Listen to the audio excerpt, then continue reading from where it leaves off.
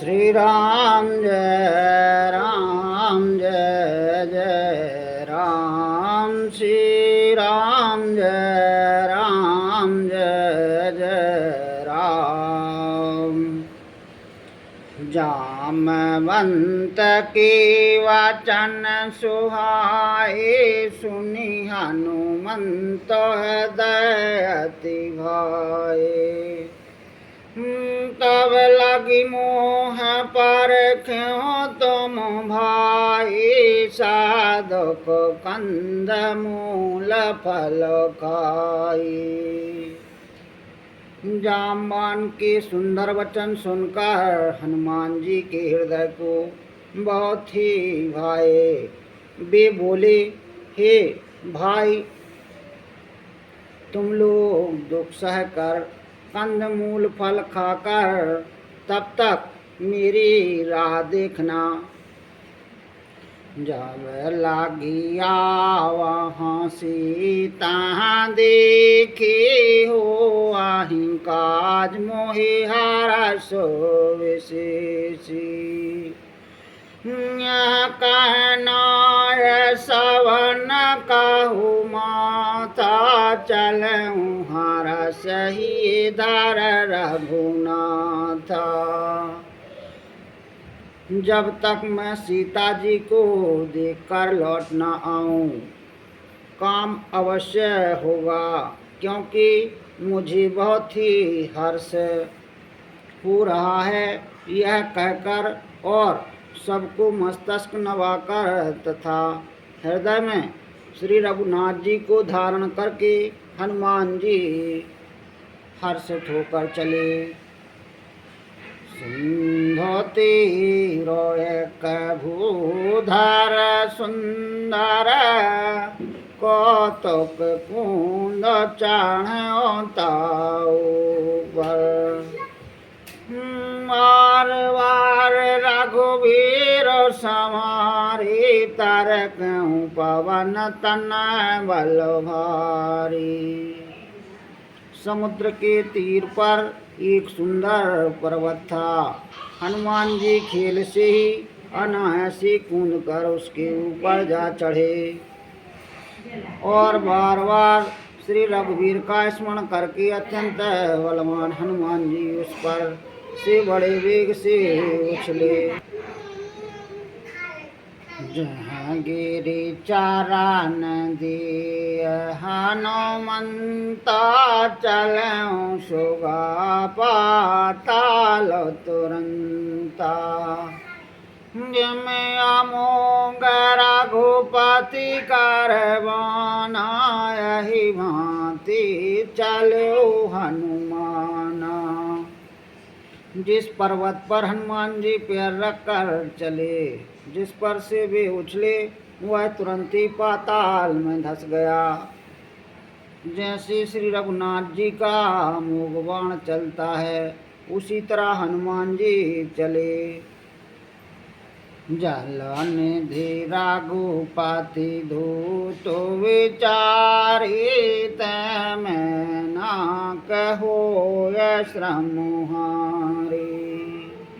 समुद्र ने उन्हें श्री रघुनाथ जी का दूत समझकर मेनाक पर्वत से कहा कि हे मेनाक, तू इनकी थकावट दूर करने वाला हो, अर्थात अपने ऊपर ने विश्राम दे। हनुमान तहि पर साकार रामा, पुण्य के न प्रणाम सिया रामा। राम काज कीन बेनो रामा, मोहि कहाँ विश्राम सिया रामा। सुमिरो पवन सुत पावन नामू, अपने बस कर राख्यो रामू। हनुमान जी ने उसे हाथ से छू दिया, फिर प्रणाम करके कहा, भाई श्री रामचंद्र जी का काम किए बिना मुझे विश्राम कहाँ। जात पवन सुत दीवन देखा जान कहूँ बल बुद्धि विशेषा सुरसा नाम वाहिन के माता पटे अन्याय कहे तही बाता। देवताओं ने पवन पुत्र हनुमान जी को जाते हुए देखा। उनकी विशेष बल बुद्धि को जानने के लिए परीक्षार्थ उन्होंने सुरसा नामक सर्पों की माता को भेजा। उसने आकर हनुमान जी से यह बात कही। हाज शरण मोहि दीन हारा सुनत वचन कह पवन कुमारा। राम काजु कर फिर मैं आवा सीता कह सुधि प्रभु सुनावो। आज देवताओं ने मुझे भोजन दिया है। यह वचन सुनकर पवन कुमार हनुमान जी ने कहा, श्री राम जी का कार्य करके मैं लौटाऊं और सीता जी की खबर प्रभु को सुना दूं। तब तब वदन बैठे हूँ आए सात कहूँ मोहि जान दे माए। कवन जतन देह नहीं जाना ग्रसस न मोह कहु हनुमाना। तब मैं आकर तुम्हारे मुँह में घुस जाऊंगा, तुम मुझे खा लेना। हे माता, मैं सत्य कहता हूँ, अभी मुझे जाने दें। जब किसी भी उपाय से उसने जाने नहीं दिया, तब हनुमान जी ने कहा, तो फिर मुझे खा ना ले। जो जन भरत ही वदन पसारा कपि तनु कीन दोगन विस्तारा। सो रहे जो जन मुख तेठहु तुरत पवन सुत बात भयउ। उसने योजन भर 4 कोस में मुँह फैलाया। तब हनुमान जी ने अपने शरीर को उससे दूना बढ़ा लिया। उसने 16 योजन का मुख किया। हनुमान जी ने तुरंत ही 32 योजन के हो गए।